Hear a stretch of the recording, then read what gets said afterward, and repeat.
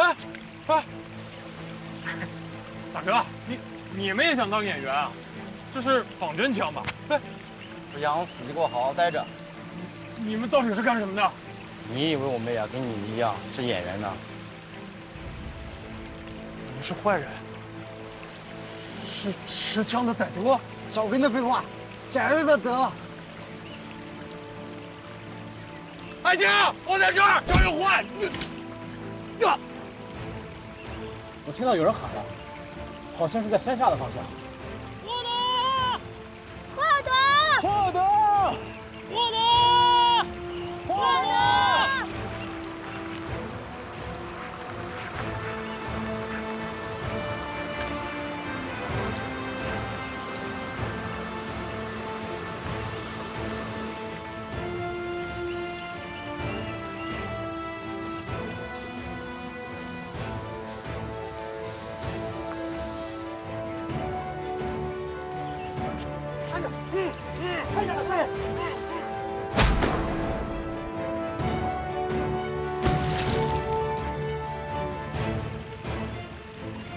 帽子上有血迹，获得一定是谁？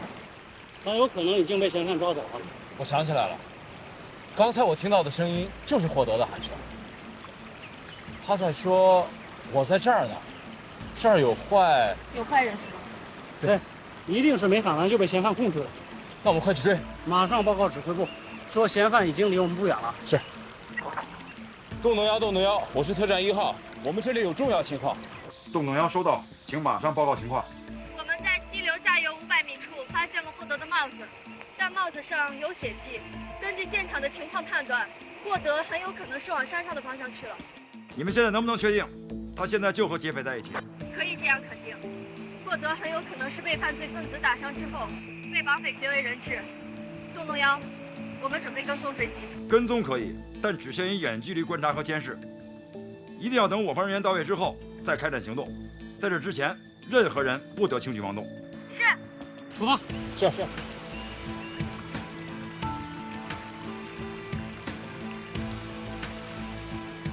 韩局长，停止拉网式搜捕，马上增援特战1号。洪副旅长，到。你率新丰2个机组，加上公安特战大队，乘直升飞机到达溪流上方。到达以后，开设现场指挥所，你和刘局长现场指挥。我再通知山上的特战小组，马上下山参加围捕行动。他们到达现场之后，听由你的指挥。是。冯大队长到，你也跟我一起去吧。是。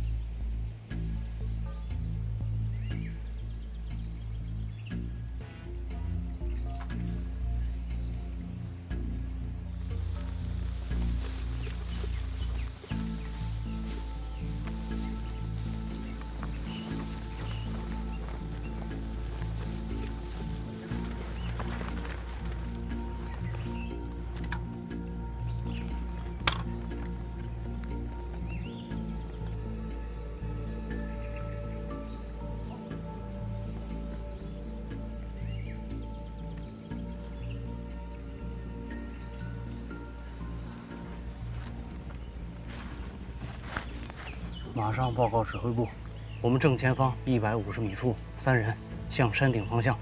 洞幺，我是特战1号，我们已发现目标，共有3人，距我们150米处，正向山顶方向移动。大哥，我也走不动了，走不动也得走，赶快。起来，走。跟上。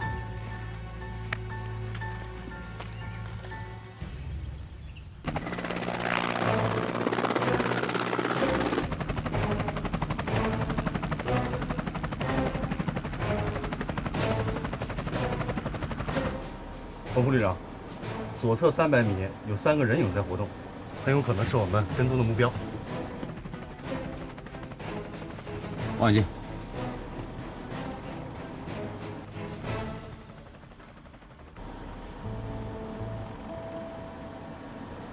是获得，没错。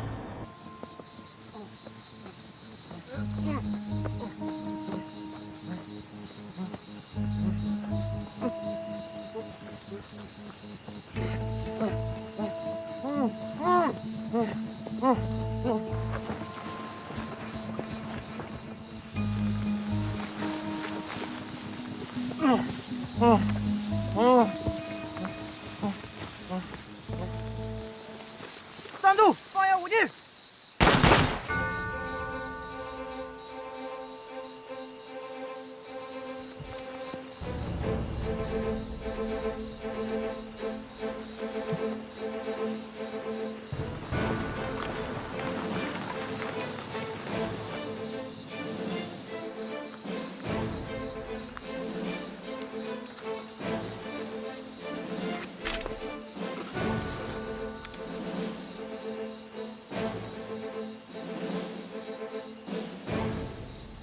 报告洪副旅长，嫌犯已经被我们包围。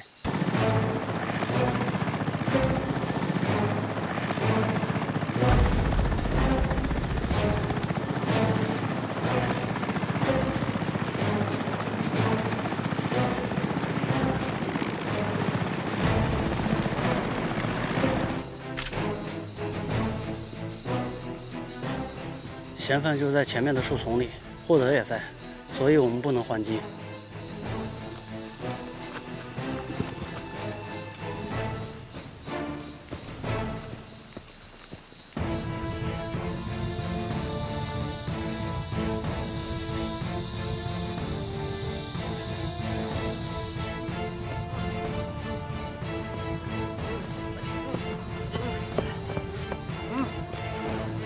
站住！放下武器！你们已经被包围了。武器！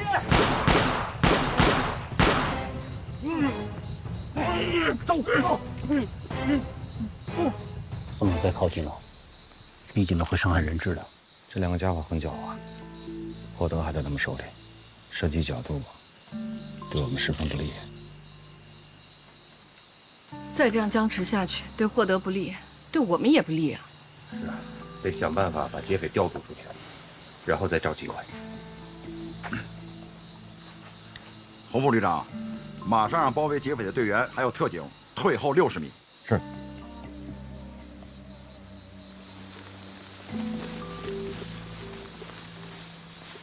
看来这两个家伙这样跟我们拖延时间，等到天黑。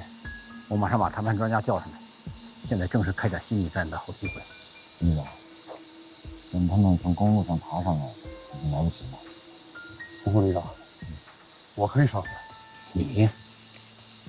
刘旅长，小生是我们山豹旅心理战大队的大队长，心理战专家，我把他叫来是有用场。刘局长，我参加过多次解救任务，这种场面我见过。哦，原来是这样。部长，稍微等等，现在谈判时机还不太成熟。好的。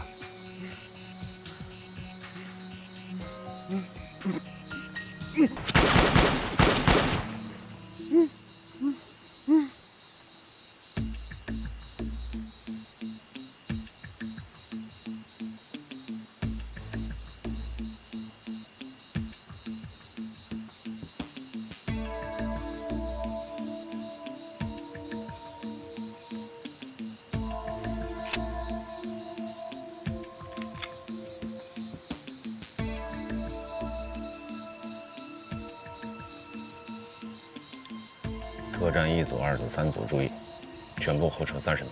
是。特战2组，让开上山通道。收到。撤。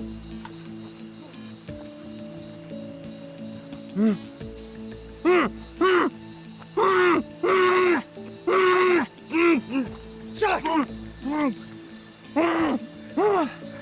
大哥，我要撤了，我们快跑吧。没那么简单。不敢对我们动手，是因为我们手上有人质。洪副旅长，有什么任务？林子太密，在地面上很难找到合适的狙击角度。等一会儿你要亲自架起绳索。明白。什么时候起飞？你先在这里跟我们一起观察，收集一下2个嫌犯的特征。好。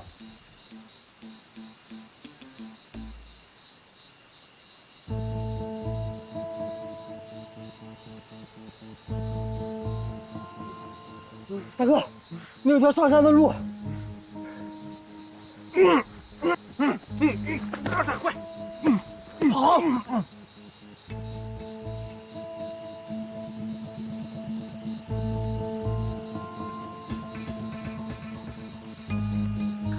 特战1号，抓住战机，抓住战机！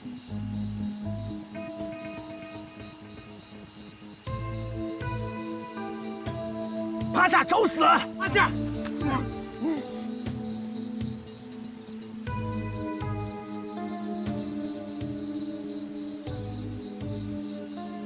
等他再起山就开枪。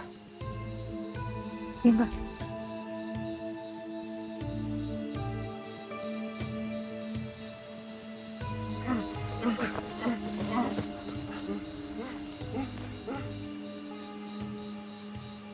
这狙击手是你的兵？一名大学生士兵。太冷静了，非常自信。你经过10年以上的训练，而且不是击毙过活体的冷酷型枪手，是很难做到这样心静如水的。要是新手的话，不可能不失误。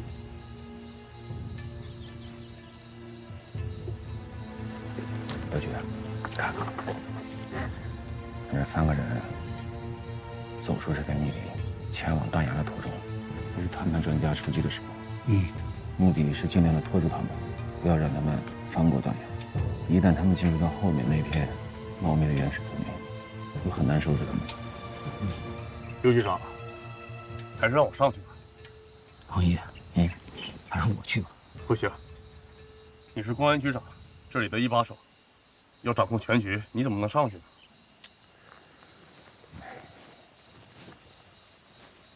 ？2个歹徒十分危险，一定要小心。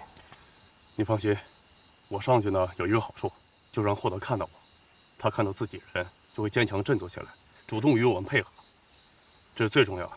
第二呢，我可以分散歹徒注意力，为侧面狙击创造机会。王大队长，你从侧面上去，以公安局政治部主任的身份跟他们谈判。好，这就不用了。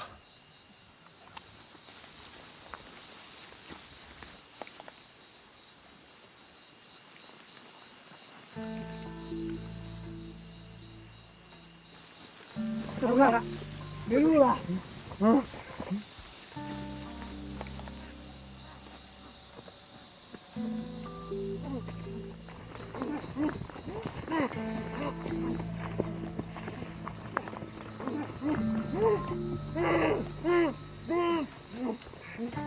副副旅长，我上去了。去吧。是。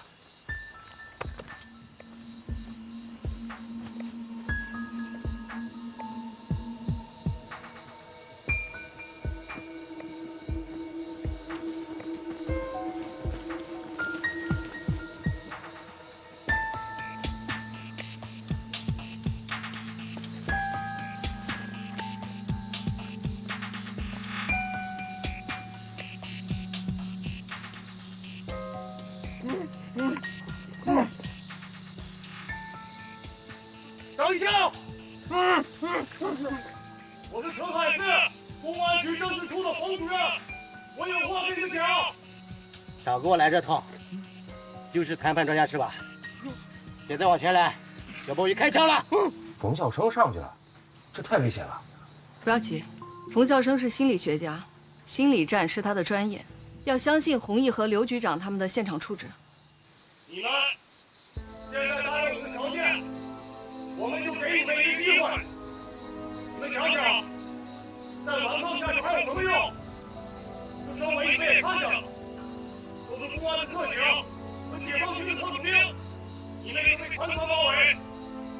现在，我们考虑给你们一个机会，你们要连这个机会都不要，你们只有死路一条。你说说，什么机会？领导人知道了，把你这些的才能放下，我就答应他，让你从后面断崖放下。王旅长，你们3个马上跟邢队长登机，寻找最佳角度。我要求1枪解决战斗。1枪，那个是2个嫌犯。2名嫌犯手里各有1支枪，如果第1枪只消灭1个敌人，那第2个人就很有可能会对霍德下毒手。明白了吗？明白。来看啊。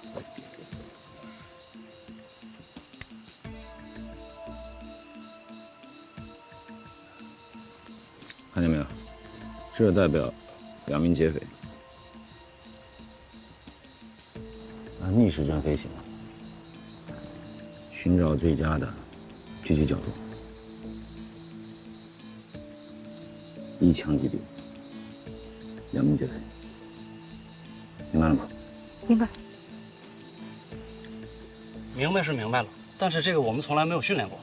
在训练科目中会有一模一样的战法吗？那只是战力，不是未来战争。记住，你们要像绣花一样的去战斗，像打游戏一样自信和果断。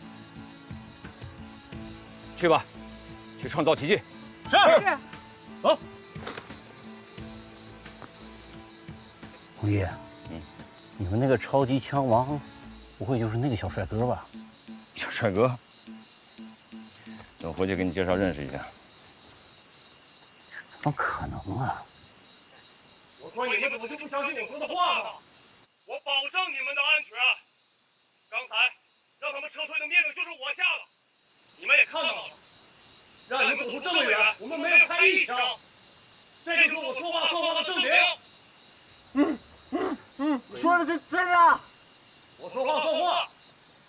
你们有什么要求，也可以提出来。鬼才相信呢。要不这样，你们把人质放了，我来当你们的人质，我陪你们走出去，怎么样？大哥，一个花一个，一花3，只要咱们出去，鬼才相信他那话的。1个换1个，少骗鬼了。我们手上这个才是值钱的东西，哎，他们也不会派这么多精力，而且不开1枪。要是再一意孤行，最终完的那是你们！去死吧，混蛋！2组、3组上去，把人救下来。别动！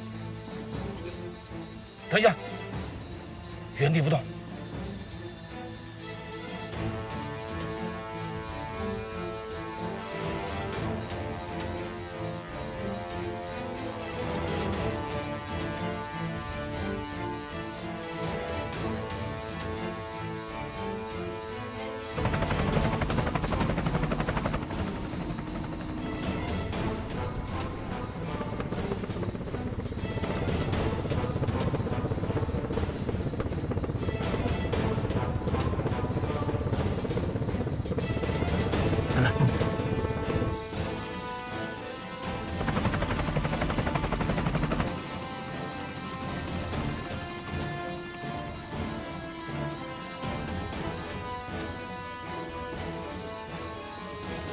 过来啊！过来，我给你开枪了。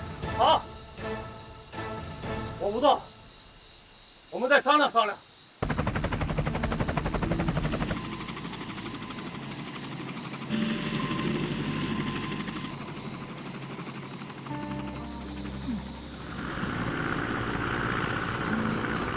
哎，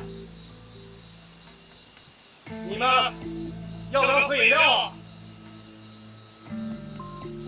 那你们不喝，给人质喝一口吗？好，来拿过来。好，就这1瓶，记得给人质留一口啊。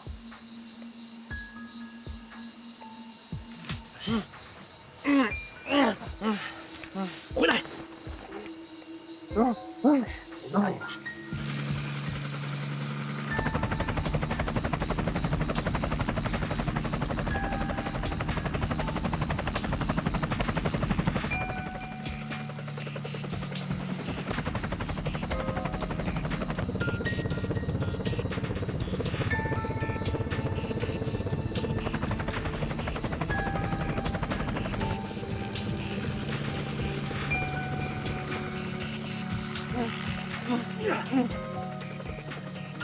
哎，我给你们饮料，你们怎么不喝呀？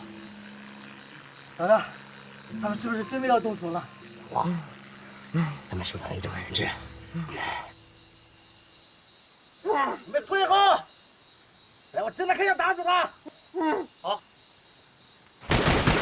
我撤回去，把我撤回去。好，我退，我退。动！邢队长，再下降5米，3点钟角度为最佳射角。明白。做好射击准备，我飞最后一圈。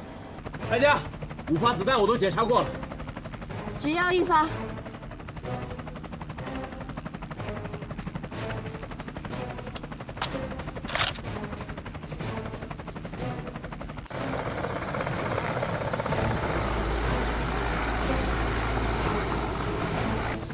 再下降1米。邢队长，再下降1米。明白，下降1米。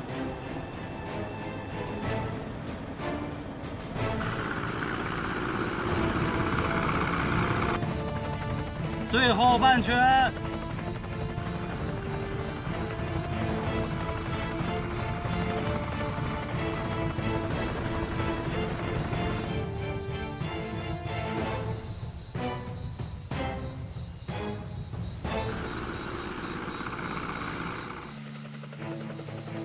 机组注意，特战1组注意，全力捕捉3点战机，10度开始，倒计时8号。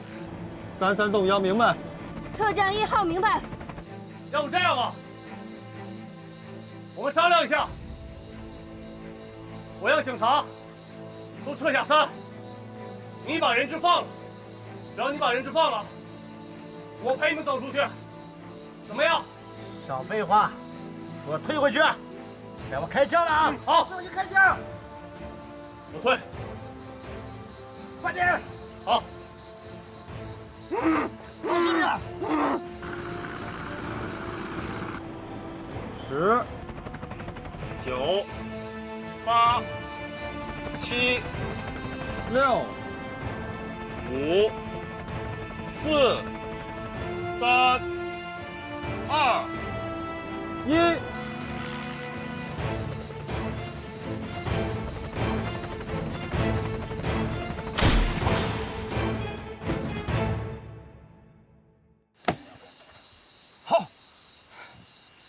太神奇了，奇迹啊！打中了，打中了，打中了，穿糖葫芦。哀家，哀家，你怎么了？你的任务已经完成了。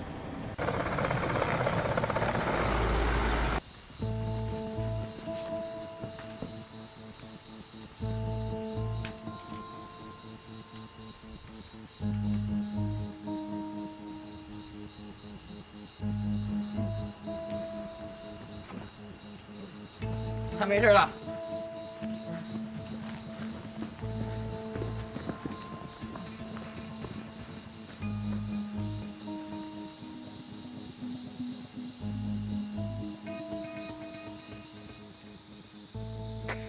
报告局长，2名劫匪已被击毙。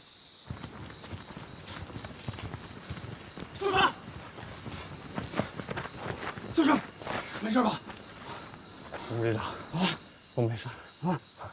嫌疑队被击毙，同时击毙的，太悬了。没事，我们成功了，就够了。我看看，没事，穿着防弹衣呢，分散点注意力，就可以让他们注意不到天上的直升机了。可真行。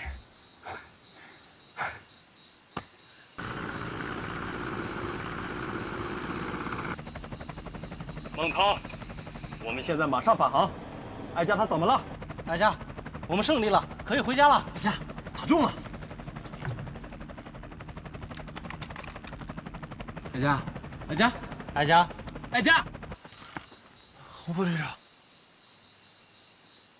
方大队长，你没事吧？洪队长，洪队长，洪队长，洪队长，洪队长，你这个小兔崽子，你知不知道？为了救你，方大队长差点把命丢了啊！放开我！给我等着，回去再收拾你。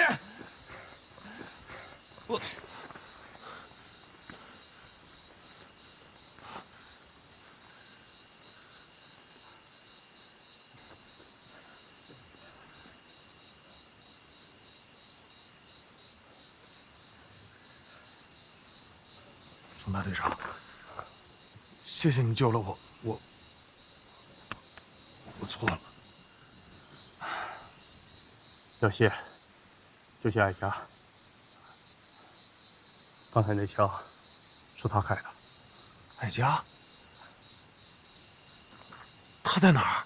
艾佳，艾佳，艾佳，我们胜利了，可以回家了。艾佳，艾佳，邢队长，邢队长，艾佳晕倒了，需要急救。我知道了。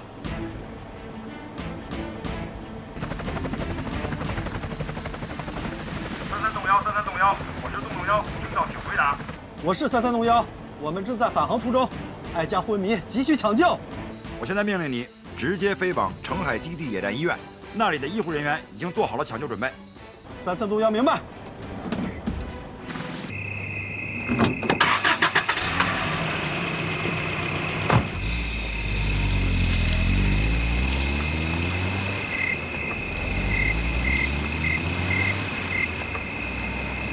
不知夏侯旅长深夜造访，这个找我们旅长政委是有什么事儿要商量？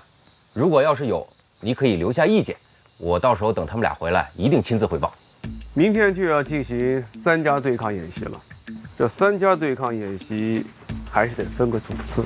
原本想找你们韩鹏旅长交流一下，是咱们2家先打，还是等我打完海啸突击旅，然后咱们2家再交手？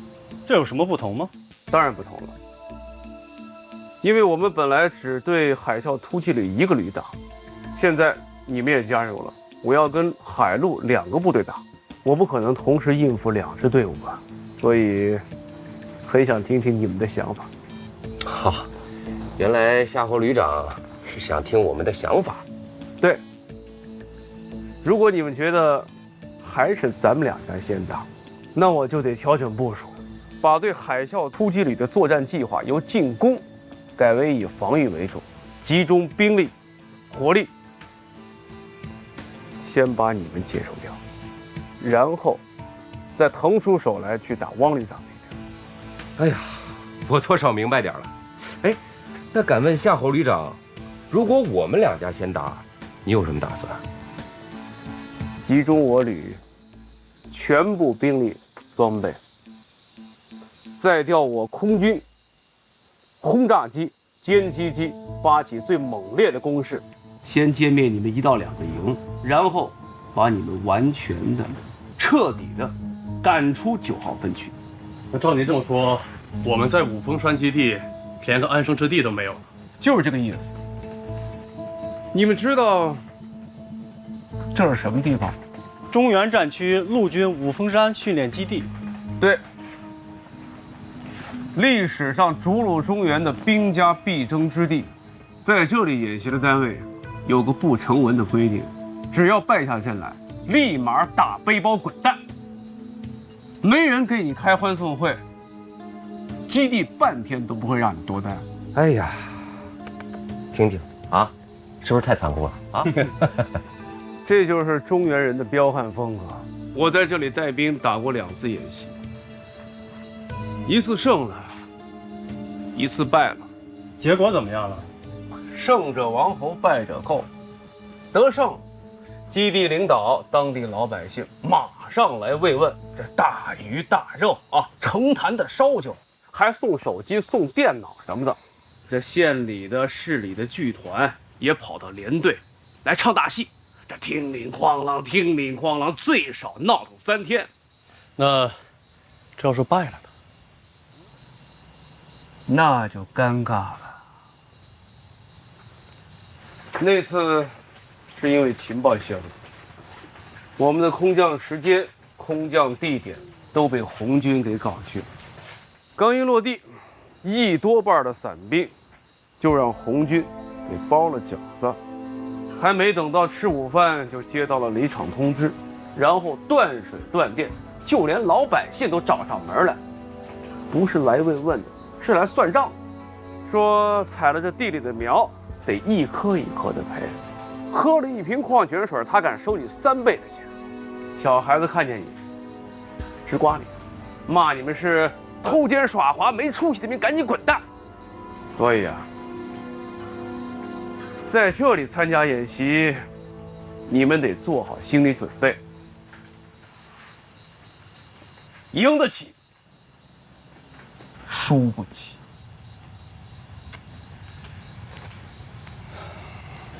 你们不相信？夏侯旅长，这胜败乃兵家常事嘛，失败也有失败的客观原因，失败啊不是一种耻辱。当地人不这么看。哎，也有没滚蛋的啊，在这个五峰山里有座自刎台，据说呀，有很多英雄豪杰兵败都自刎于此。我看你们不妨也可以试试。夏侯旅长，你可别吓唬我们。你的意思是，如果我们想早点滚蛋，那么就先跟你们交手，早打完早滚蛋。如果我们不想走，还想留在这儿看一看，那么就让你们先打败红军，红军滚蛋，然后再打败我们，我们立马滚蛋。哎，对，就这个意思，你描述的非常精彩。要这么说，我们早晚都是滚蛋的命。要不你们来干嘛？你就这么肯定我们会败？跟我山鹰驴打，你能胜吗？你敢在我面前谈胜利？主任，咱们就不等了。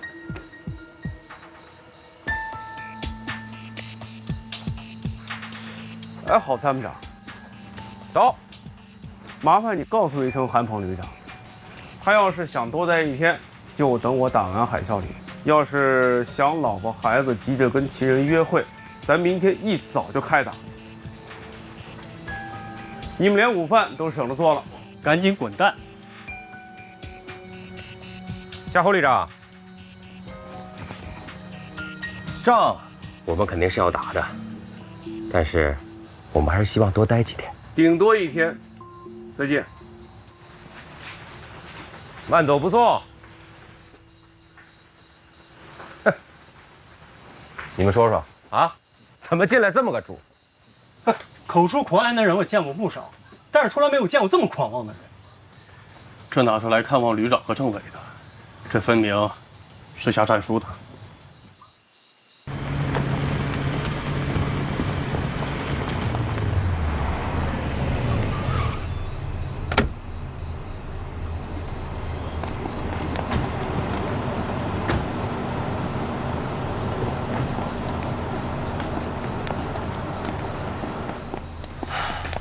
参谋长，旅长，长官，这个，这是什么？海啸突击旅找到山鹰旅的一份作战计划。山鹰旅啊，明天打算在3号分区把海啸突击旅全歼。这个呢，是他们上报给战区空军指挥部的一份作战计划，被海啸突击旅给截获了。这后边啊，是海啸突击旅将计就计做的另外一份作战计划。他们打算啊，明天把山鹰旅打的是秃鹰满地毛。你好好看看啊，也蛮热闹的。不是，他们给你这东西是什么意思啊？什么意思？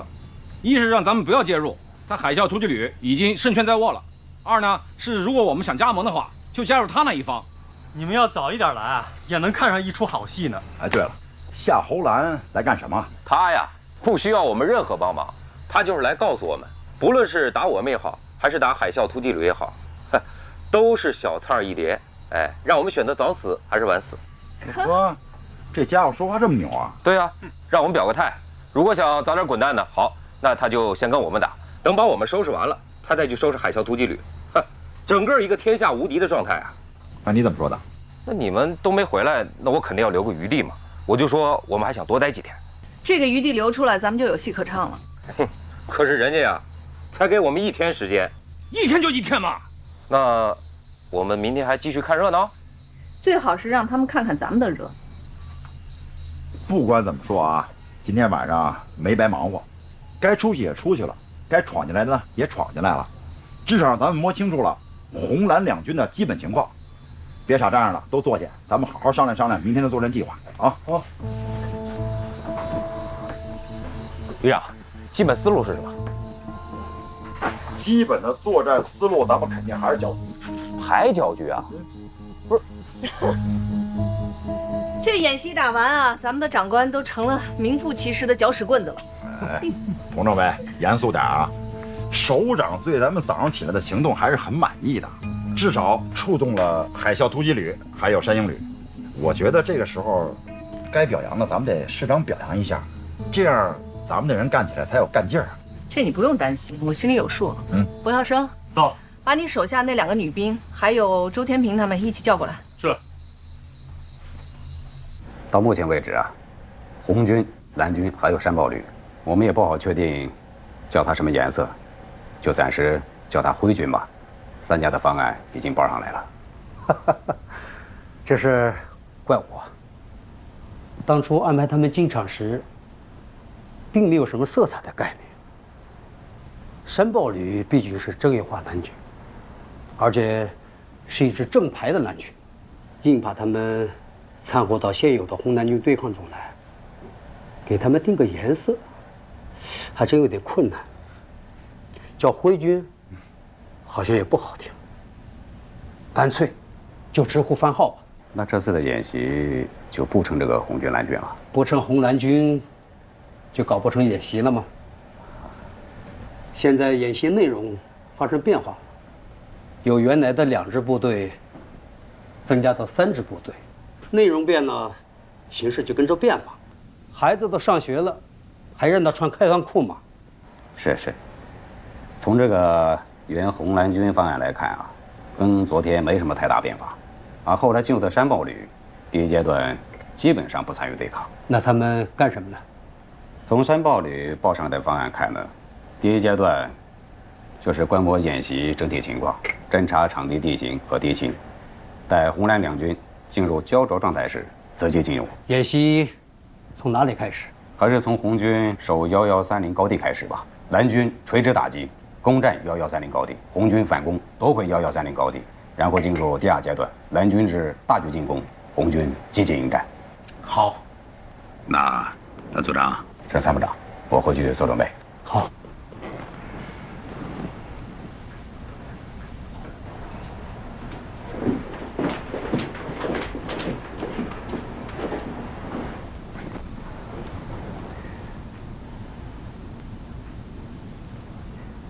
这是韩鹏发来的信息。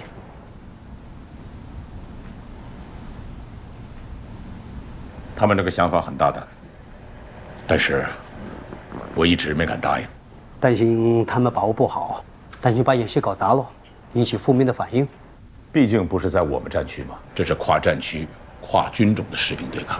我看可以让他们去试试。晚饭时，专长们就跟我谈到，他们更想看到高级指挥员战役指挥组织水平，尤其是昨天山豹旅的搅局，让他们感到很震惊，也很兴奋，要求留下来继续看下去，还给我提了很多好的建议呢。我是担心前副总指挥那里。不用担心，组织演习表面上是考核部队，其实也是在考核我们组织者自己。把3支不同军种的蓝军拉到一个战场上，这不是我的突发奇想。我们派出的联合国维和部队，都是驻扎在战争冲突的国家和地区。这些地区的政治、宗教、军事派别错综复杂，战争冲突与宗教、各种派系、各种经济政治集团的利益结合在一起。我们的官兵在异国他乡，面对的可不是1对1的对手和敌人，常常是3方4国或多部落武装集团的明争暗斗，突发情况随时可能发生。而我们派出去的一线指挥员，大多是营团一级的干部，在国内的训练中，也从来没有上过这一课，所以，我很想在一些演习和训练中加入这种元素。于是你就把山豹旅也拖过来了，搞上了一场《三国演义》。自古论兵贵伐交，出其左右捣奴巢。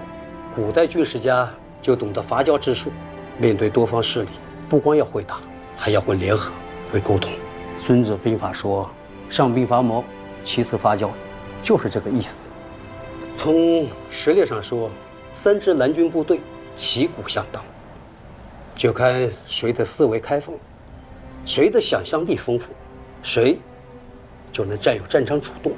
现代战争一个显著特点，就是敏感。规模不大，但敏感度极强，也可以说是在人体经络的穴位上作战，扼住穴位，全身痉挛。军委工作组的首长，没有意见吧？没意见，只是要求我们事先跟专家组沟通好了。当代中国军人不是不会打仗，而是战场时间太少，尤其是对未来战争的认识，大多还停留在对外军现有战力的分析层面上，跳不出兵来将挡、水来土掩的传统思想。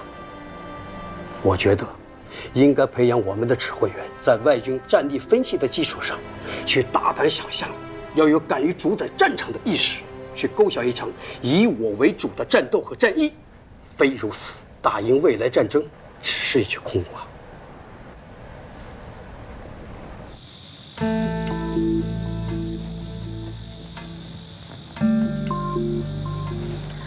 诸位首长，早上好。由于演习计划的变更，上级安排我来担任此次观摩团的保障工作。我叫艾佳，将陪同诸位首长一起观摩下一阶段的演习。我们今天演习的第一个科目和昨天基本相同。有所不同的是，参加今天演习的不再是2支部队，而是3支部队。新增加的这支部队是中国陆军一支数字化旅，也是人民解放军序列中第1支专业化的蓝军部队——山豹旅。昨天我们的演习中途停止，正是因为山豹旅出其不意地对红蓝两军同时发起了偷袭，导致红蓝两军的指挥员和演习指挥系统的混乱。其实这也是演习总指挥的有意安排，为的是能够让我们的演习更加贴近实战，希望大家能够理解。接下来的演习，由于山豹旅的加入，我们在演习的过程中就不再称为红军和蓝军了。参加今天演习的部队分别是来自海军陆战队的海啸突击旅，来自空军空降兵部队的山鹰旅，和来自陆军的山豹旅。演习马上开始。这样的安排就对了，这就有看头了。中尉同志，请问今天的演习顺序和昨天的是一样的吗？基本是一样的，你看。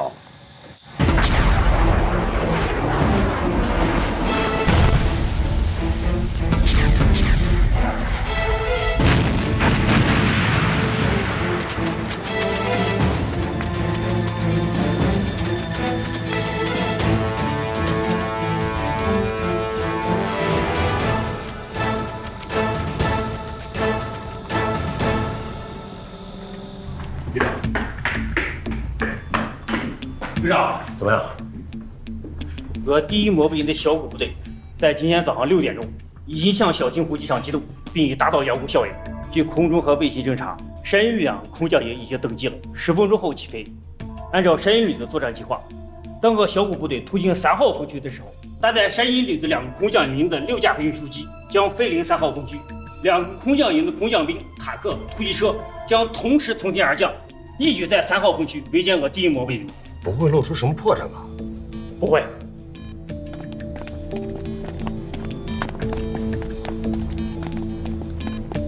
我让1营通讯电台和部分大功率电台随小分队行动，而且电台通信正常开通，给山鹰旅的电子侦察送上一套完整的伪装信号。山鹰旅误以为我1营已经倾巢出动，而我3营从7号风区快速向小金湖机场机动。几个方面动作，山鹰旅误以为我要对他的指挥所迂回包围。然而，他会放弃对我3营的截杀，集中2个营的兵力在3号风区一举围歼我第1摩步营，然后杀个回马枪，再截杀我3营。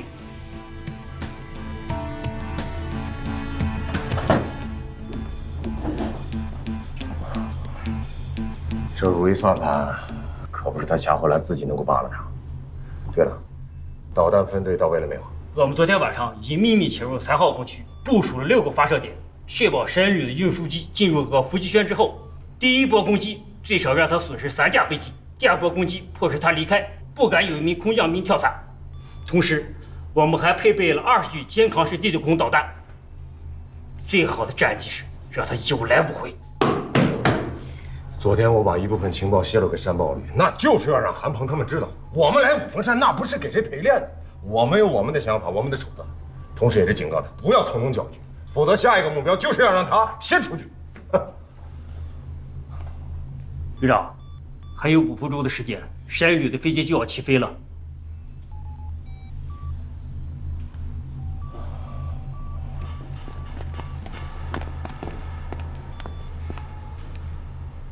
3号分区、8号分区侦察信号有没有发现什么异常？报告，到目前为止还没有发现异常。海啸突击旅的第1营已经进入3号分区，正沿453号公路由东向西行进，电磁波反应很强。8号分区侦察分队已实时发回监视画面。海啸突击旅的第3营行进速度很快。通知飞机全部发动，登机听我的命令。是。旅长，你踌躇了半天，我以为你要出什么绝对高牌了，就这个。这个怎么了？哎，我出的不是这张牌，不是我出错了。哎不，你出错了谁信呢？我盯你半天这张牌了，你捏在手里下不了决心，你怎么出这张牌？我要出的是这个，是这个。来，我出这个。不打了，再打下去啊，咱俩都得乱套。行，停牌。旅长，从昨天晚上到现在，你一直心事重重的，什么情况？没见着韩鹏，心里一直没底。他是不是有意躲着咱们不见？不像，因为我们就是有意事先不通知嘛，来个突然袭击。昨天你们去不是把他镇住了吗？哦，是怕没起作用。对。昨天我给他们的参谋长来了个下马威，意思就是让他们今天上午别再来给咱们捣蛋，保证我们上午吃掉海啸突击旅这1个营。我感觉我们的目的还是达到了。那韩鹏本人是什么态度，我心里没底。作为专业化蓝军，他们在很多思想理念上一定跟我们想的不一样。不一样，肯定不一样，但是。他还能差异到哪儿去？观念不同，逻辑就不一样。我们认为不可能的事情，他们却会干出来，而且在他们的逻辑体系内，一定是合情合理的。就比如昨天我吓唬他们，跟我们打，他们必败无疑。要是再敢来偷袭，就给我小心一点。你以为他就不来了？要是夏侯兰一到3号分区，他就死定了。光虎可不是省油的灯啊！你是怎么知道的？我们明天也有动作，我们的卫星和无人机一直盯着海啸突击旅的一个导弹营。昨天后半夜，值班员告诉我，红军的导弹营有动作，后来发现它运动到3号分区就静默起来，最少有8台到10台车辆，不像是去攻打小金湖机场的。你确定海啸突击旅1营是在杨洞？我们通过电磁波过滤和甄别系统分析，发现他们的电台信号有一半是无内容信号，可能是一个伪装电台群在山沟里兜圈子，但杨洞目的不清楚。那肯定跟他出动的导弹营有关系。你是说汪虎想钓大鱼？无利不起早吗？报告旅长，雷达发现目标。是机群，武装直升机群，马上识别。报告旅长，肯定不是海啸突击旅的战机，是山豹旅的机群，有可能是来偷袭我们的。我命令：1. 通知值班机马上升空，准备战斗；2. 通知空降1营、2营取消空降行动；3. 通知运8中队立即起飞，返回基地。是。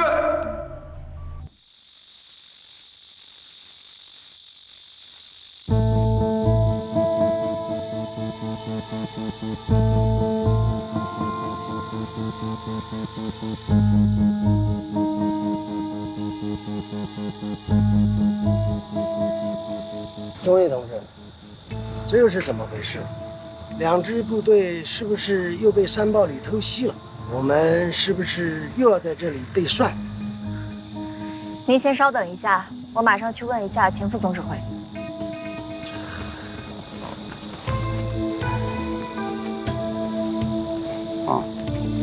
前副总指挥，张家组在问他们是不是被涮了，为什么联系还不开始？好，马上把情况弄清楚。昨天晚上发来的计划，怎么今天就变了呢？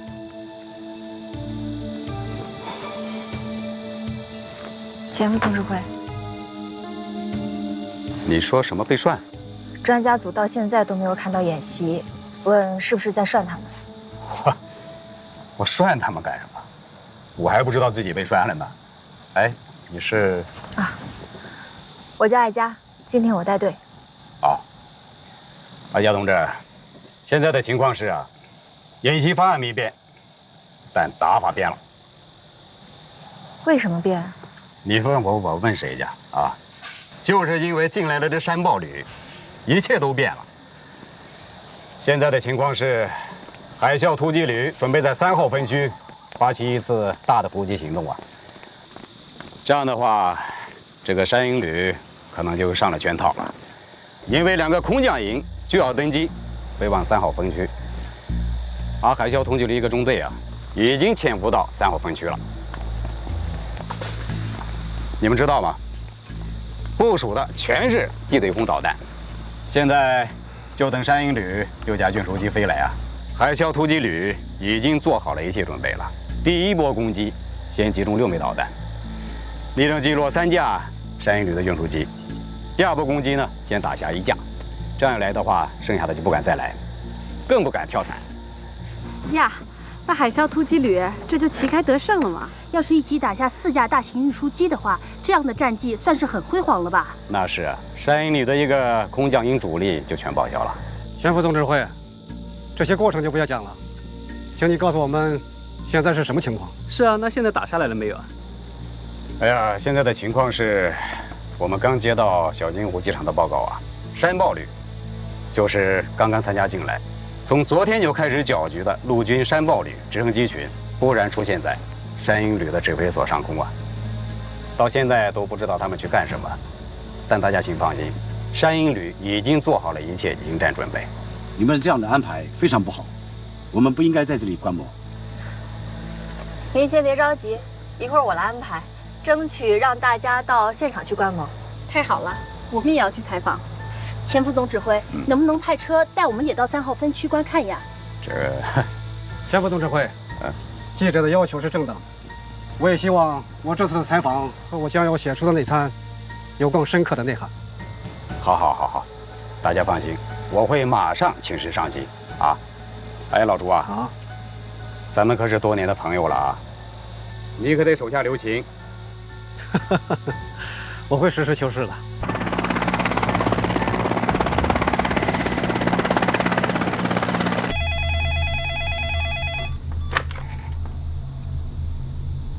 郝参谋长，你怎么出尔反尔啊？怎么还跑来捣乱？我们不是来捣乱的，我们是来帮忙的。你少废话！要不是你来搅局，我现在就已经把海啸突击旅一个营包围吃掉了。哼，你们上当了，还是让我们旅长跟你说吧。你听着，马上滚出我的空域，我的导弹可是咬着你的。夏侯旅长你好啊，我是韩鹏。你是韩鹏？是的，我是韩鹏，我在我的自动化指挥系统里面跟你通话。昨天晚上你和主任登门造访，我和我的政委呢又去了海啸突击旅，咱们失之交臂。今天以这种方式见面，也算是别有一番风趣啊。既然你和海啸突击旅如此暧昧，怎么到了我这儿不发起攻击，专在我场站扰乱交通？哎，我们呀，就是来阻止李光人行动的。我们的侦查发现，海啸突击旅1营这次出动完全是一次佯攻，他们的导弹营昨天晚上就已经埋伏在3号分区了。我认为啊，这是一次诱你上当的圈套，信不信由你，我们只是善意的提醒。郝参谋长，你可以返航了。明白，返航。郝参谋长，你为什么要告诉我这些？我们不想让你败得太难堪，更不希望你上自刎。还是要谢谢你和韩鹏旅长。后会有期。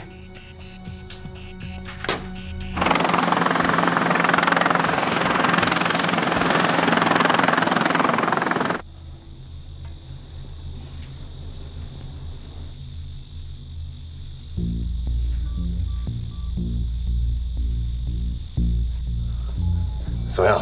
还没发现目标吗？是的，导弹营的雷达一直开着，但就是没有发现山鹰旅的飞行，地面上也没有发现山鹰旅的任何动作。奇了怪了，这就。局长，如果是这样的话，据我分析，我们的伏击企图是不是被山鹰旅的人察觉了，或者是泄密了？泄密？局长，是不是山豹里韩鹏把你给他的情报又给了山鹰旅？不可能，我给他们的情报计划只是说我们准备迎战山鹰旅，而且是根据山鹰旅的进攻计划对应做的，就是给山鹰旅也没关系。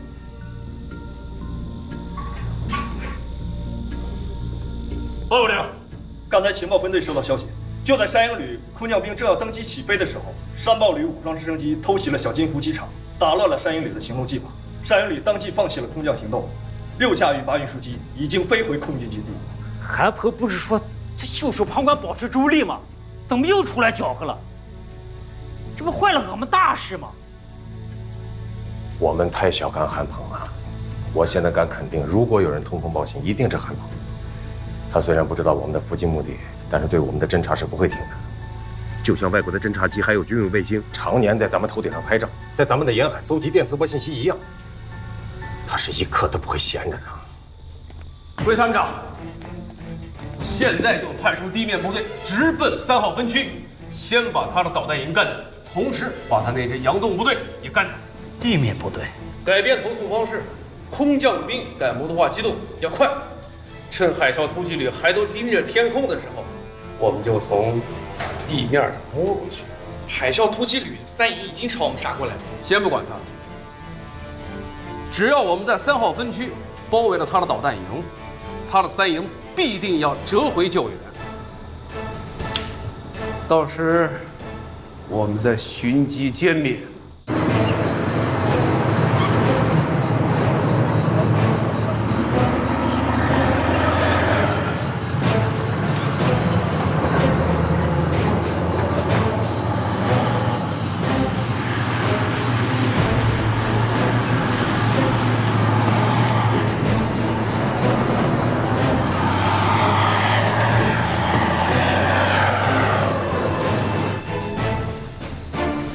长官，哟，新的一战专家回来了啊！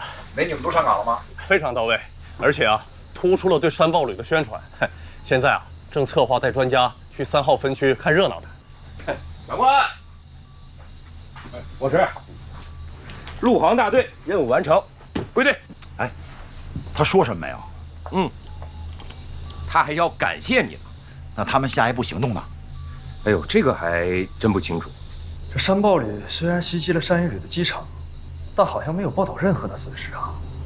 而且指挥部也没有这方面的战况通报。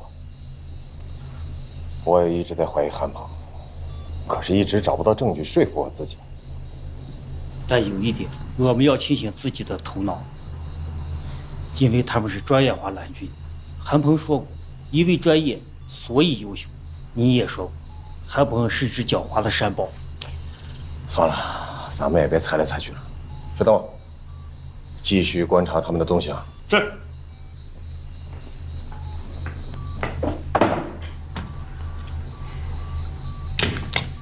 我亲自打电话问问他。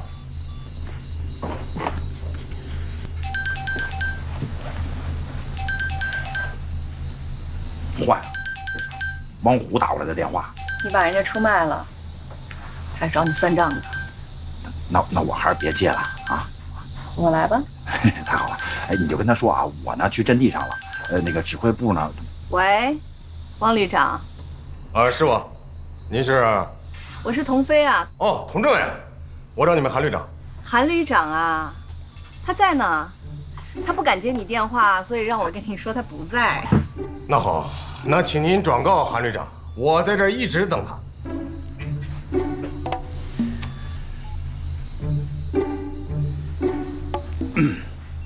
那个，汪旅长你好啊！哎呀，韩大旅长，您可真是大忙人啊！让您接个电话，那可真不容易。我实话告诉你，我现在很不好。哟，哎，哪儿不舒服啊？我心里很不舒服。心里不舒服？那可能是心脏有问题。要不我派人给你送点药去得了。行了，你实话告诉我，你派机群到小金湖机场干什么？小金湖机场？什么小金湖？你行了，你少跟我废话，你实话实说，快点。对，不是我去的，是那个郝参谋长，他带着飞机过去的，去给我们搅局，然后给山鹰旅通风报信，对吧？行，王旅长，不愧是打过索马里海盗的，这么快就反应过来了。我跟你说实话啊，原本我打算呢，演习结束以后，我再把这事儿告诉你。既然你问了这个，那就看在那个你给我们山鹰旅情报不吝啬的份上，我就跟你实话实说。是这样，我们信息情报中心的主任呢，柳珊珊，通过卫星还有电磁波的追踪，发现你们旅啊干了一些这个不明不白的事情。你比如叫几部电台车在山里边转悠，把你们导弹营呢拉到了3号分区。我们就想啊，你们把导弹拉到那儿干什么呢？打我们？这不可能，我们不去那地方。打月亮，那是嫦娥几号的事儿。打蚊子就更不可能了，因为那么精确的制导武器还没有出厂呢。所以我们就断定，你们是要对山鹰旅下手。韩旅长，如果你发现我们有防范不当或者是隐蔽不好的地方，你可以提醒我们，我们可以改进嘛。我还得感谢你。哎，王旅长，你要这么说话可太 low 了。我们早就不这么玩了。遇到过交警吗？交警什么时候提醒过你啊？把你拦下来之后一敬礼，不光罚款还得扣分。再说了，我要是提醒你，那就是我的失职啊，有悖于我们专业化蓝军的原则和使命。所以我和政委商量了一下，我们就决定出卖你。韩旅长，你可真卑鄙呀！这话我可听得太多了。你给我等着，我早晚给你颜色看。怎么了？哎，怎么了？听不出来呀？急了，说了要给咱们点颜色看看。他算个什么东西？我就没见过这么不要脸。我告诉你，山豹旅就从来没有停止过对我们的侦查。我们拉到3号分区打伏击的导弹营，以及1营1连的佯弩，全让他给发现了。但是更可气的是，他把这一切全都告诉给了夏侯兰，这不明摆着出卖我们啊！这个韩鹏算个什么东西？旅长，讲。前方侦察部队发现蓝军山鹰旅的一个空降营向3号分区快速扑来，先头部队已经抵达了3号分区。通知导弹营全部开启，只要抓住就给我打。不是从天上，全部从地面过来，就是之前打算空降过来2个营中的一个。好嘛，这空中支援改地面推进，这空降兵改步兵了，全部摩托化开机，速度一点都不慢。旅长，看来是冲咱们导弹分队来的。而且我还得到一个最新消息，山豹旅已经和山鹰旅联起手来了。这不可能吧？你是怎么得到这个情报的？电子侦察科跟踪山豹旅的电台多时，发现从今天一早开始，他们与小金湖方向的电讯信号往来超常频繁。难道这还不值得怀疑吗？旅长，这是新情况，我们要警惕啊！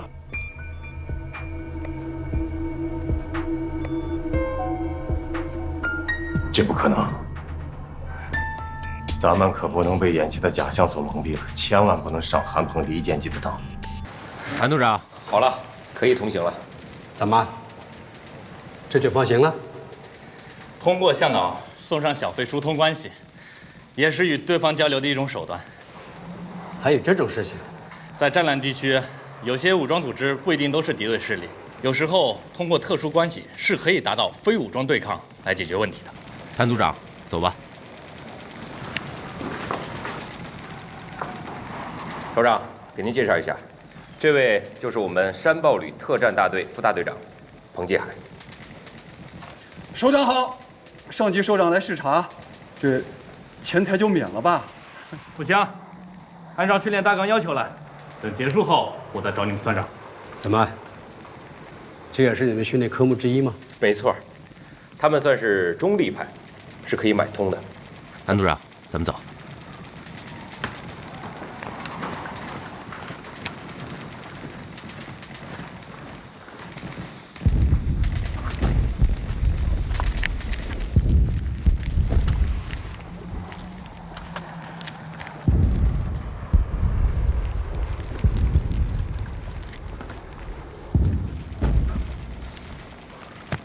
郝参谋长啊，你们弄得还真像那么回事吗？首长，我们认为，随着中国的大国地位不断提升，大国意识不断增长，我军参与国际反恐和维和任务将会越来越多。军队走出去执行任务，维护中国国家利益势在必行。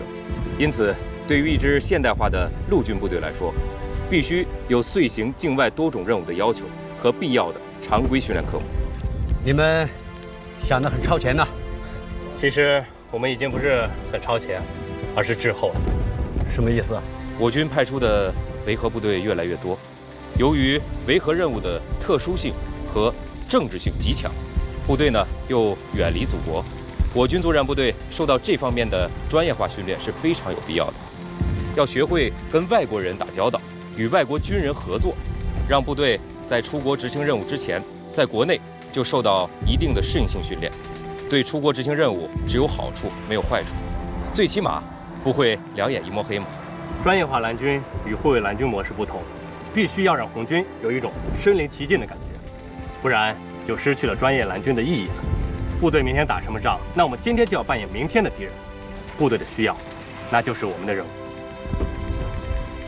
是啊，我们总说要贴近实战，但一直没有在贴近上下过真功夫。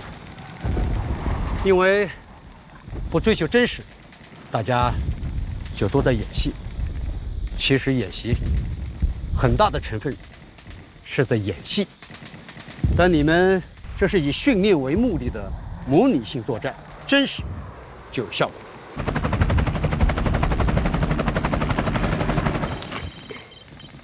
洪副局长，洪副局长，你带首长到3号指挥所休息，沈参谋长马上就赶到。明白，3号指挥所。郝参谋长，洪副局长说沈参谋长一会儿到3号指挥所，让我们在那里会合。好，我们赶过去。首长，这天儿太热了，咱们换个地方聊聊。嗯，好啊，走，走。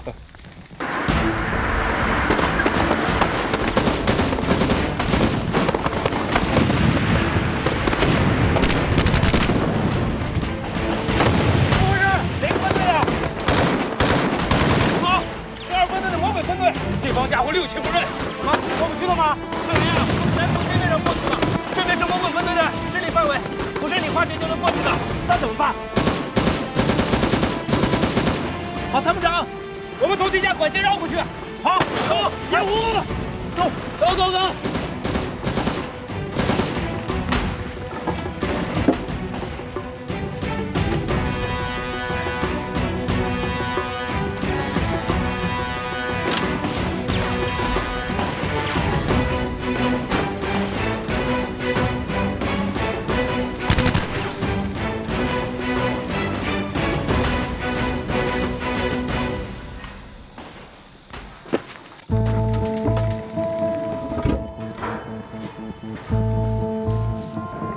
这边能不能通到3号指挥所？侯班长，把地下官网的资料调出来看看。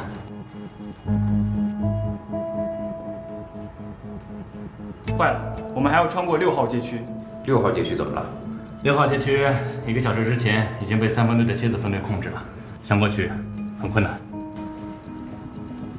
绕过去不行吗？肯定不行，除非我们出了城才能插过去。看来呀，我们只能硬闯过去了。碰碰运气吧。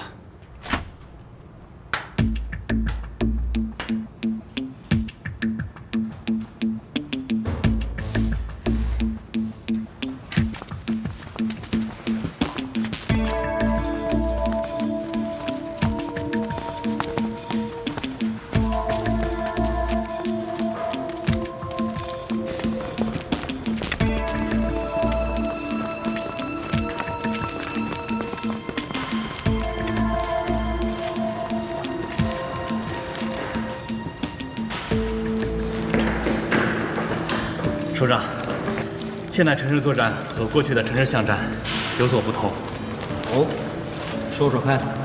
现代城市作战的战场一般可分为5个层面：街面和街区，也就是地面部分；地下部分就是我们现在四通八达的地下管线走廊；大城市还有地下交通网。街面以上是楼层、院落，包括商业街、办公楼和居民住宅楼；这些楼宇建筑结构格局复杂，攻守双方都可以利用。还有就是顶层和城市上空，这样的战场形态构成了复杂多样的攻防阵地和火力点，重装备很难施展。这就要求我们必须对城市的规划、对建筑的结构有相当的了解，战法、战术和心理攻势，那都与过去的阵地战不一样。还要考虑普通老百姓的生命财产安全啊。没错。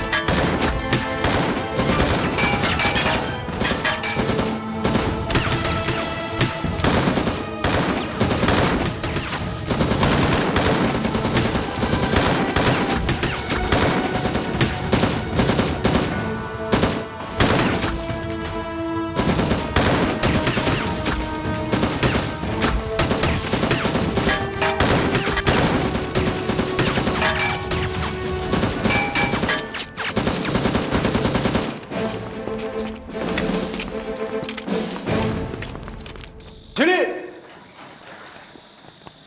首长好。沈参谋长和洪副旅长马上就到，喝点茶等等他们。好，我来。首长这边请。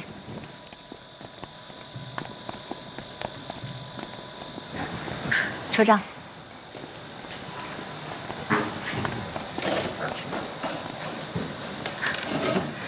首长，这是我的战地小茶社。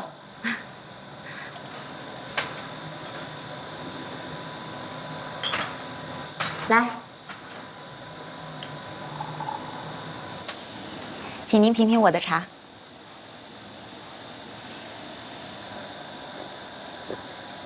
不错，味道不错。没想到你们城市战训练中心里面还有这么一个别有洞天的地方。哎呦，这挺热闹啊！组长好。啊，好。谭组长。来，坐。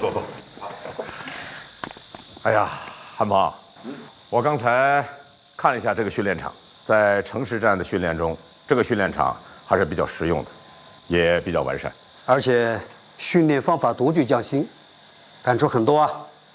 您今天既然已经到了山堡旅了，有什么指示和要求，当着他们的面就直接说吧。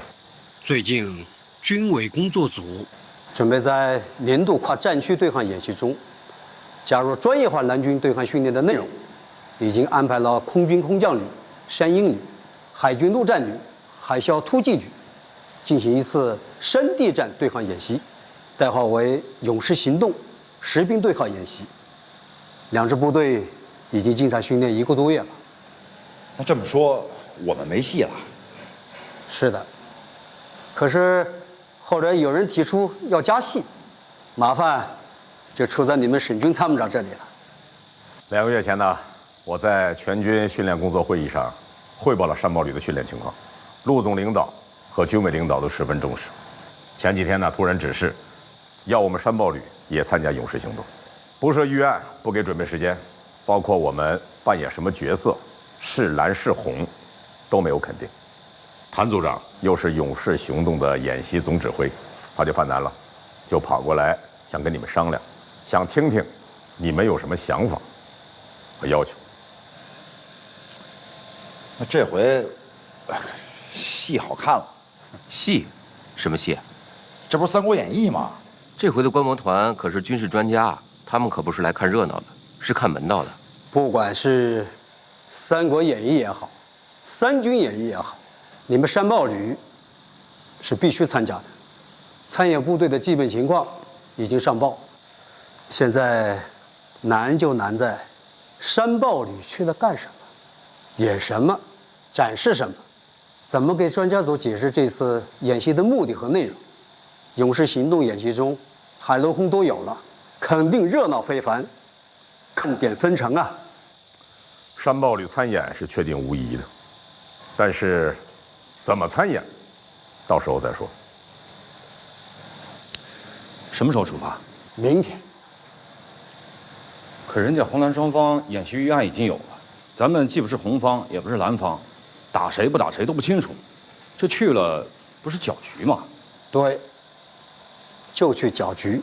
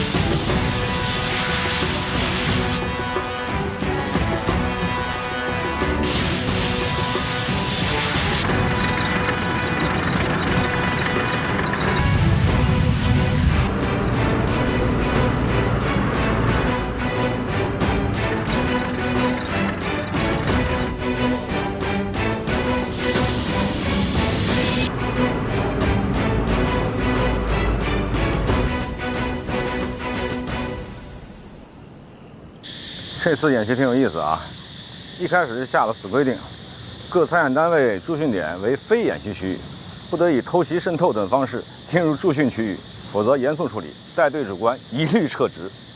看来啊，海啸突击旅、山鹰旅，包括咱们，都干过偷袭别人营地的勾当，所以这次演习指挥部事先声明了。我看这样也对，偷袭人家后院的都是咱小时候干的，咱现在不干了呗。要不是有这个死规定，连咱们这个营区啊，也许都保不住。报告长官，一中队刚刚抓到一名奸细，正在审问。抓到什么人？是空降兵的人，他穿着便装。我把一中队几个小组派出去搞地形侦查，发现了这个人。他骑个摩托车在咱们驻地附近转悠，我们的人上前盘问，发现这个人还不是当地口音，就把他扣了起来。扣人了？有证据吗？有，他的手机里拍了许多我们驻地的照片，有步战车、通信车、直升机，还有营区的全貌。一般的老百姓是不会干这个的。你怎么知道他是空军？一扣押回来我就知道他是个当兵的，而且他的裤子、鞋、内衣都是空军的。据他自己说，是他们连长发现了这边有一个新的部队，不知道是哪个单位，就叫他过来看一看，了解一下情况。要不你们再去审一审，看看是当俘虏处置，还是放他回去。这样吧，放人呢肯定得放，但抓了也不能白抓。谁抓的？孙乐乐、孟涛、艾佳他们几个。我看啊，来的都是客，就让他们几个出面请他吃一顿，但是要传递一个信息，告诉他，我们是临时被调到这儿来给专家组搞保障的。对，就这么说，快去吧。是。走，咱们也去看看。开饭啦！洪师傅。哎，就做这么几个菜啊？我们可是要招待空军老大哥的。哦，你好，你好，你好。哪能啊？一会儿都给你们端上来啊！先喝点汤，开开胃，好不好？哎，请坐，请坐。来，坐，坐。来，让坐坐。来，我们这儿呢，条件有限啊，随意。还说条件有限呢？你们这是开洋荤呢？小意思，我们只不过是变通了一下西餐的样式，就是换个吃法。打演习这也太奢侈了吧？这些东西啊又不贵，就是些生鲜蔬菜加点沙拉酱。来，吃起来，吃起来。是，原来是这样，怪不得尝尝我这个拿手的意大利粉啊！多吃啊！吃饱了饭才能打胜仗的啊！来，吃起来，吃起来。吃，别客气。尝尝这个，来吃，这个都是西餐大菜啊！我们呢是专门保证专家的部队，专家级别高，这规格自然就高。我们呀，顺便也就沾点光。嘿，你今天来啊，算是捞着了。原来是这样，怪不得我们旅长叫我们侦查侦查。这突然冒出来一支部队啊，我们旅长他也紧张。快吃啊，别客气。来，吃点这个牛肉。我朋友啊，是空军的朋友，一开始说是他们连长派来的，后来又说是他们旅长派来的。有谢。不错，好吃吧？怎么样？不错，你也尝尝。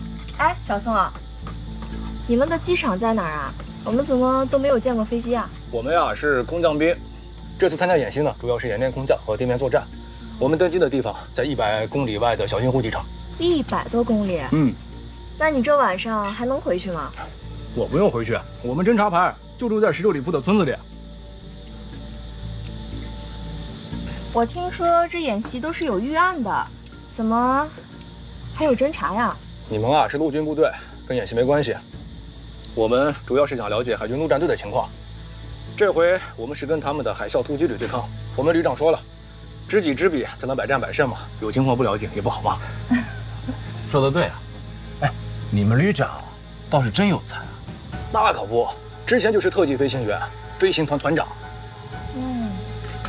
尝尝，正宗的英国红茶。哎，你的。哎，谢谢。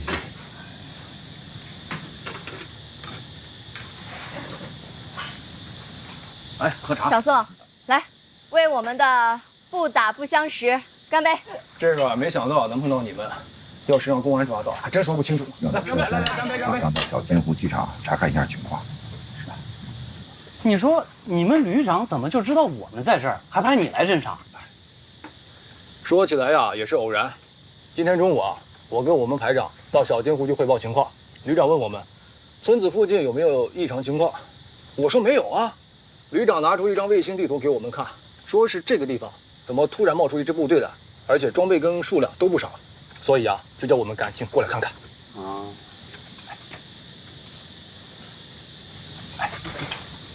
哟，空军老大哥来了。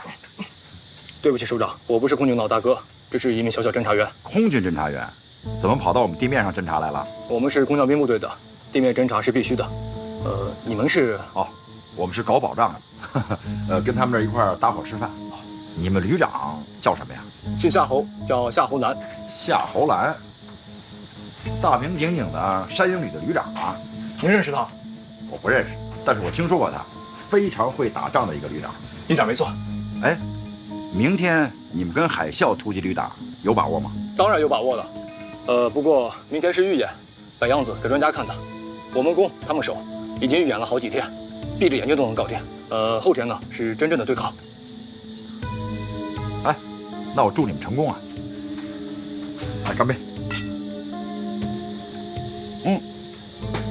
你们继续吧啊！好，吃，来，吃，继续吃，好，请坐。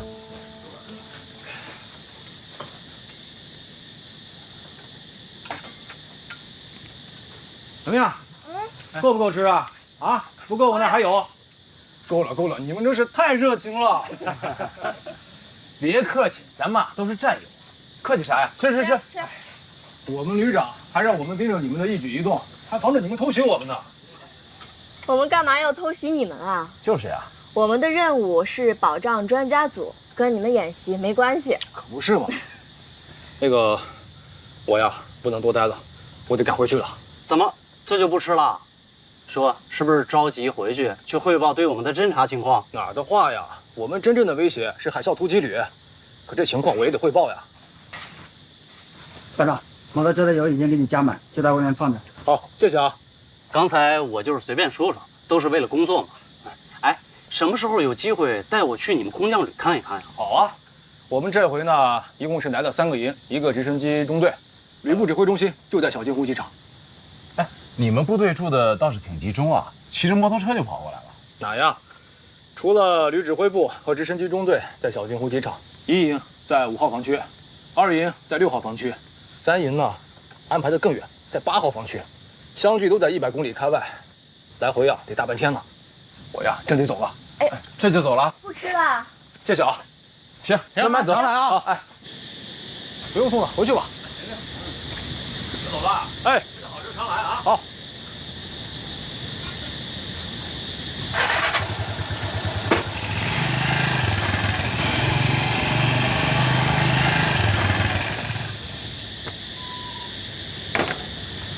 走吧，回指挥部，把情况汇报一下。是。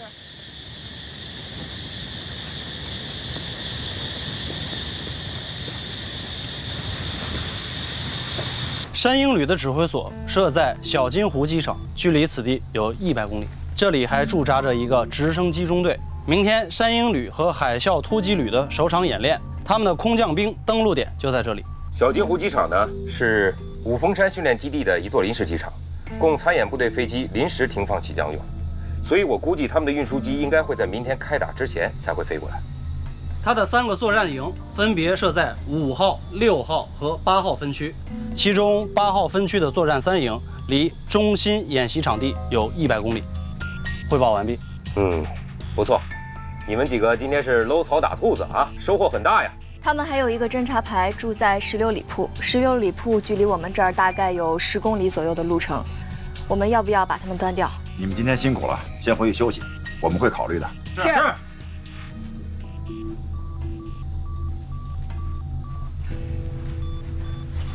坐吧，说说你得到的情报啊。是，这次勇士行动对抗演习，海空2个旅实力基本相等，都是3个营。空军方面外加1个直升机中队，海军方面他们有一个直属特战队，这个特战队人数不多，但实力都很强，是海啸突击旅的刀尖儿，尤其是在执行海外营救任务时表现相当突出。山鹰旅的3个营实力相当，编制为摩步突击营，他们都是经过特战训练的。海啸旅的旅长姓汪，刚调来不久，对他的情况了解的不是很多。你就重点谈谈山鹰旅旅长夏侯兰的情况。是。山鹰旅组建时间较短，能收集到的情报有限。我最终是从国防大学了解到夏侯兰的一些基本情况：空军飞行学院毕业，特级飞行员，当过某飞行团团长，后进陆军指挥学院学习，任空降兵大队长。今年年初，空军组建快反突击旅山鹰旅，他出任旅长。那这么说，应该比咱们大不了多少，也算是同龄人。值得关注的是他在国防大学的那篇毕业论文，是什么？加强演习中蓝军实力和主动地位的重要性。这样，把那篇论文呀发给我。是。咱们呢，现在马上回去休息1个小时，但是呢，要想几个问题。第一个啊，咱们既然是来搅局的，咱们怎么个搅法？第二，人家2家在对抗，我们呢是2边都打，还是说袖手旁观？第三，咱们既然是专业化的蓝军，这一次咱们专业化到什么程度？既然搅局，咱们就要搅乱，乱到什么程度？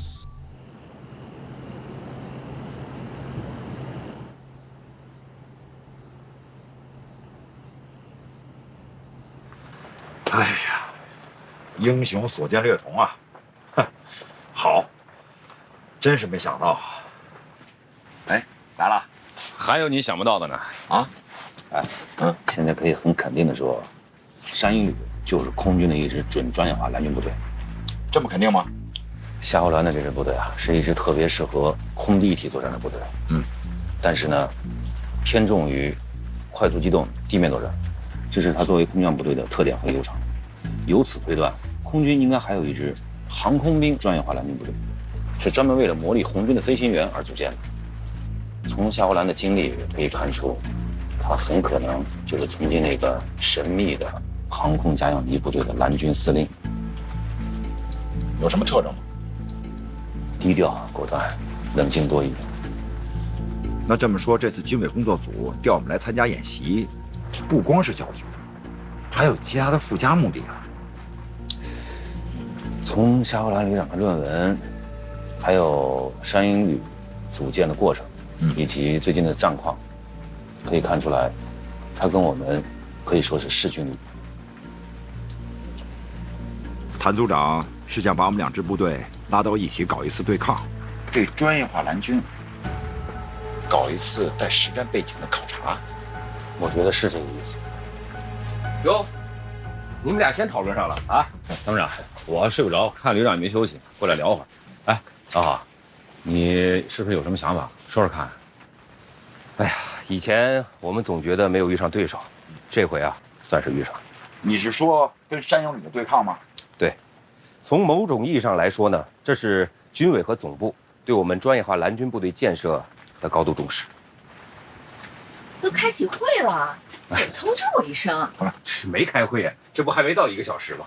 哎，既然大家都不想睡觉，那咱们就先说说啊，明天咱们搅局从哪儿下手？我的意思啊，是坐山观虎斗。既然我们是蓝军，总得给人留下点印象，找点麻烦什么的。打可以，但是我觉得我们还是先集中力量打一家。那我觉得应该2边都打，2家都打啊。一是我们打不过，再一个，这万一把2家都惹火了，2家合起伙来打我们，那我们吃不了兜着走啊。不是我的意思，不是明打，是暗打。这个思路好，暗打，顺着这个思路往下想。我是这么想的啊，咱们分别派出2支小分队，分别对参加勇士行动的红蓝双方同时展开袭击。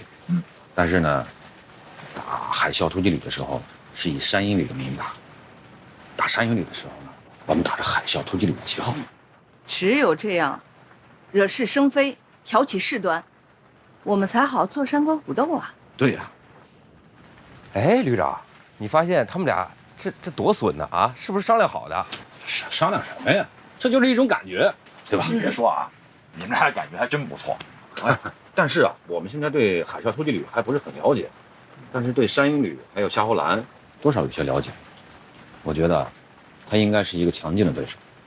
不过，跟高手过招才是享受嘛，而且也是一次难得的学习机会。这机会是没错，但就看怎么学。我看啊，主动登门请教，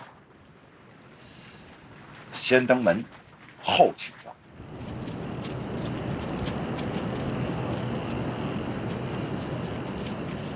是来搞保障的，搞保障来就行了，还带这么多队伍，还有什么特点？你感觉不一样吗？我感觉他们挺热情的，知道我是空军部队的，还请我吃西餐呢。而且他们有时候说外语，哦，还有几个翻译，也是吃西餐，还请我喝茶呢。完毕。好。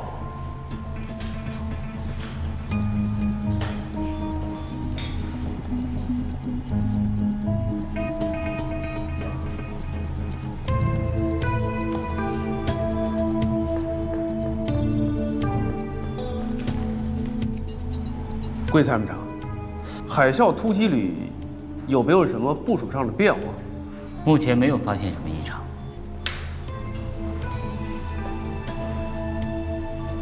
海空军对抗，突然又冒出是陆军部队，而且既不是第5战区陆军部队，也不是总部直属部队。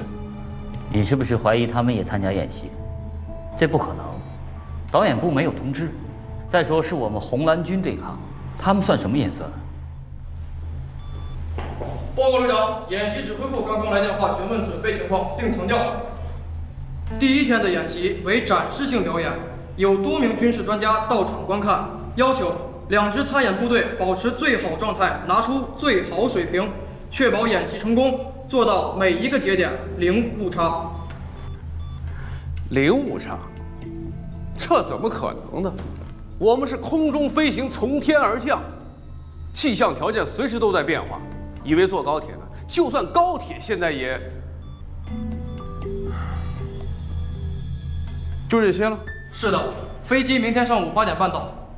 好，另外，红军方面也是明天上午8点半乘车赶往演习点，这是导演部通告的。这么说，我们的登机时间，导演部也告诉了海军那边？应该是吧。导演部一直强调，明天是展示性演习，希望两边都不要出现什么差错。我们的任务主要还是为专家组展示空降兵远程奇袭和特种部队快速反应能力。这些专家都什么来头？还要我们专门做一次展示给他们看？跟海军陆战队的实兵对抗才是真对抗。明天的活儿，我看就算是一次预演。你这态度可不对啊！我听说这次专家组的成员都是来自军事科学院和国防大学的研究员、教授什么的，还是得重视起来，米秒不差。明白。夏侯兰那边没什么动静吧？目前还没。明天百练他不会有什么出格的动作，后天可就不好说了。哎，我听说又进场一支部队，说是从第1战区陆军调过来，听说是保障专家组活动的。专家组？啊，我看是来者不善，善者不来啊。那他来能干啥？我们是红军，空军是蓝军，我们两家搞对抗，怎么可能有第3家呢？我也搞不懂。哎，对了，谭组长就没透露点什么消息吗？没有。沈参谋长，上报旅都到位了吧？大部分都到了，还有2个营还在路上，估计今天后半夜或者明天早上就会赶到。刚才协调会上，我只谈了大的原则问题，不想讲太细了。听出来了，您是留有余地了。毕竟，这回是全军南军部队的首次较量嘛。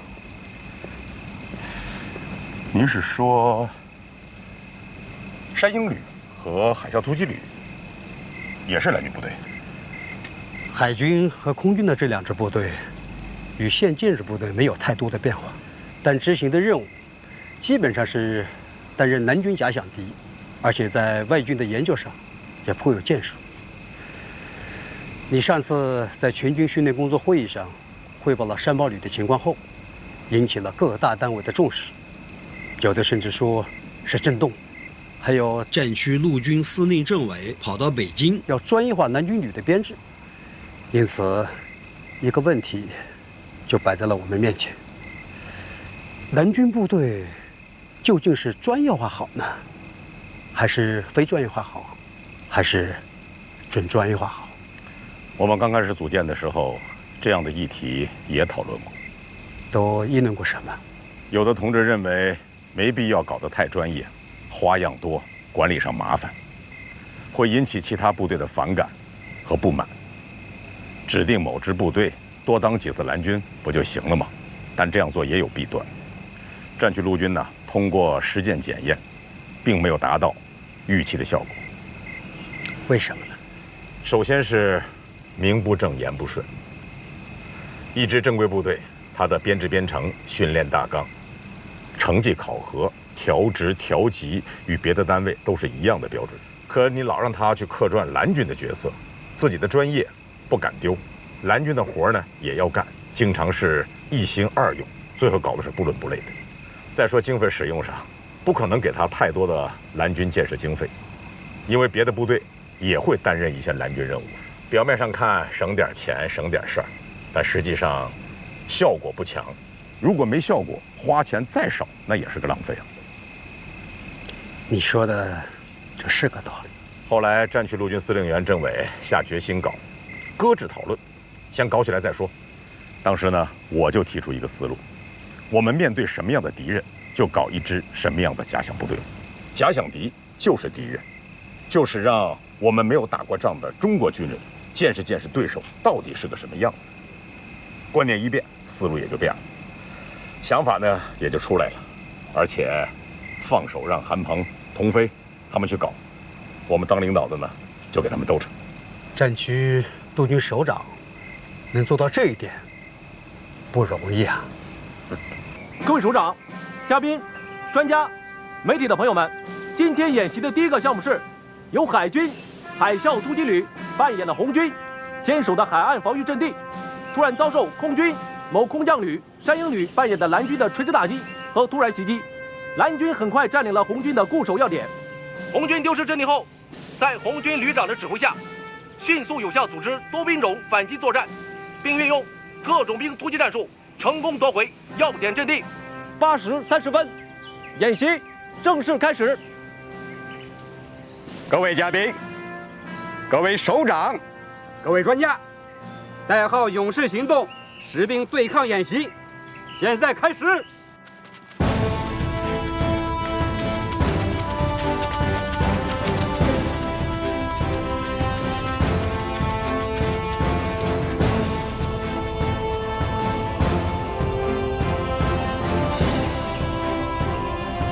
各位首长、专家，在我们观礼台正前方的阵地，是由我海军陆战队精英战士组成的海啸突击旅，作为红军守卫的1130防御阵地。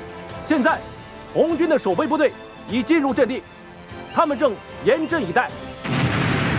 红军阵地突然遭袭，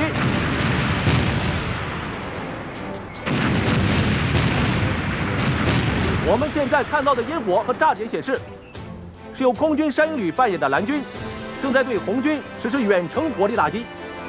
我们都看到了，为了躲避蓝军的火力打击，红军的守备战士纷纷进入隐蔽所。蓝军的火力打击将持续10分钟。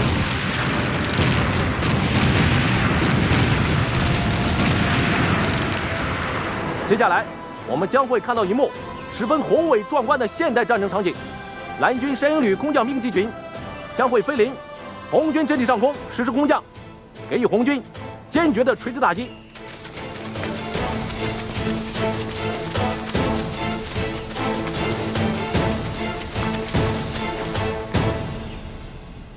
请各位首长和嘉宾们向东南方向上空看，山鹰旅机群飞过来了。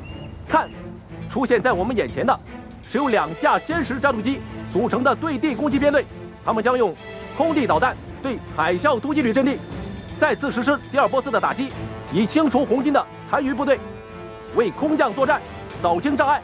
现请看，我们的空降兵到了，他们将从3000米的高空跃出机舱，1分钟后安全着陆并集结，向1130发起攻击。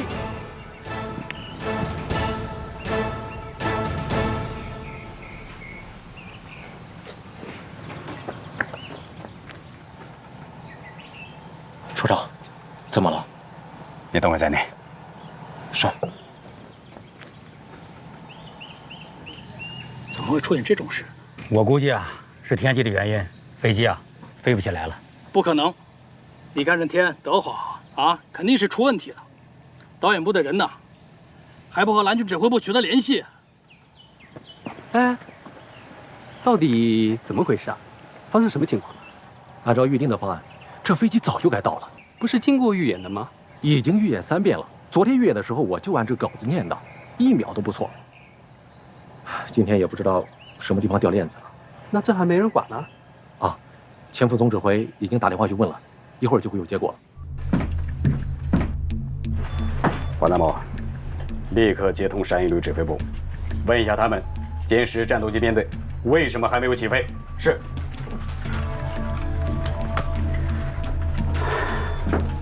喂，喂，喂，直线电话一直打不通，现在还不知道是怎么回事，已经派人去查线了。要不，我打手机过去问问他们的通讯参谋。赶紧打电话问问情况。是。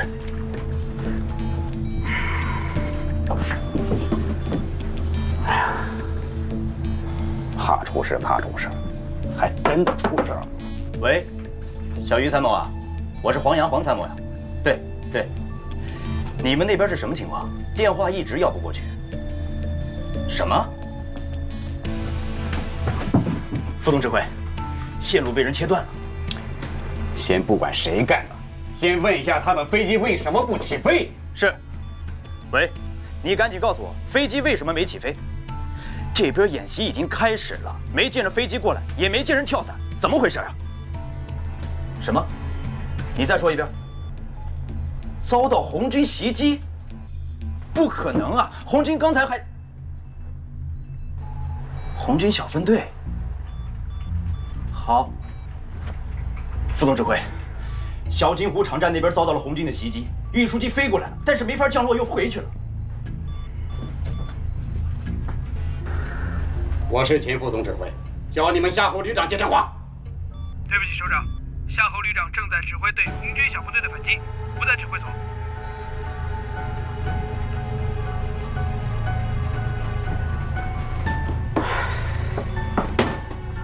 红军是怎么搞的啊？怎么能不按预案来呢？